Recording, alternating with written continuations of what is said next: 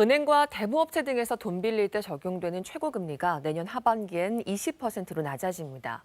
취약계층의 이자 부담을 덜어주겠다는 취지인데 대출 문턱이 높아져서 사채, 즉 불법 사금융만 더 키울 거라는 우려도 적지 않습니다. 정지주 기자가 짚어봤습니다.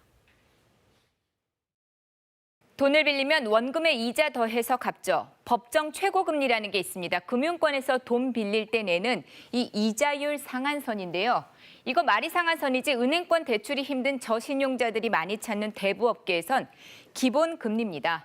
2002년 연 66%에 달했는데 이게 꾸준히 낮아져서 현재 24%까지 됐고요. 정부가 내년 하반기에 이걸 20%로 낮추겠다 이렇게 밝혔습니다.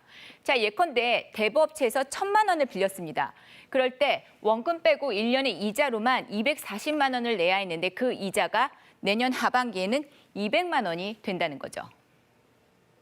대부업의 경우 실제 상환 능력과 관계없이 일괄적으로 법정 최고금리를 적용하고 있기 때문에 최고금리의 인하 없이는 이분들의 부담을 낮출 수 없는 것이 현실입니다.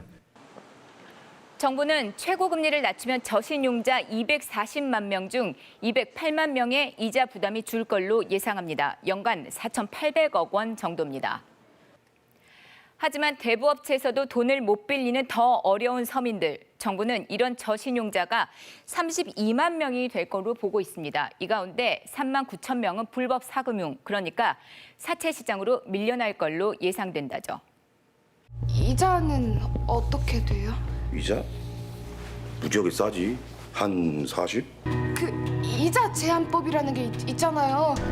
이자율이 25%가 넘으면 안 되는 걸로 알고 있는데. 에이, 고우면 딴 데 가서 빌리든가. 법정 최고금리, 여기선 이름뿐입니다. 이자율 가히 살인적이죠. 이자 갚으려 다른 사채 쓰고 사채의 늪에 빠지는 겁니다. 2천만 원쯤 빌린 게 나중에 뭐 한 4억이 돼버린 거죠. 이자를 갚기 위해서 빚을 또 내잖아요. 그거에 대한 이자가 또 늘고.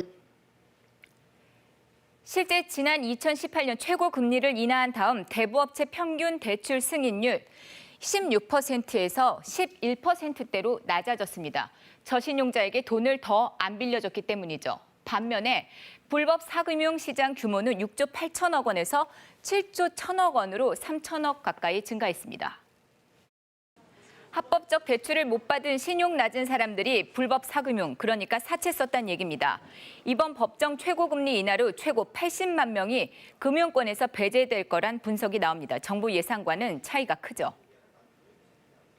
사채 시장, 정책금융 통해서 다 막겠어. 사채 시장이 그렇게 잘 잡히는 게 아니거든요. 무지하게 어렵습니다. 자, 그런데도 최고금리를 연 20%보다 더 낮추자는 목소리 나옵니다. 관련 법안 국회에 3개가 발의가 돼 있습니다. 높은 금리에 돈 빌렸다 못 갚으면 신용불량자가 되죠. 그렇게 되면 이거 해결 위해 복지 예산 느는 만큼 아예 이를 막자는 취지입니다. 정부는 법정금리 인하로 생기는 부작용 완화를 위해 햇살론 같은 저신용자 대상의 금융상품을 늘립니다. 내년 하반기부터 시작해서 해마다 2,700억 원을 투입할 계획입니다. KBS 뉴스 정지주입니다.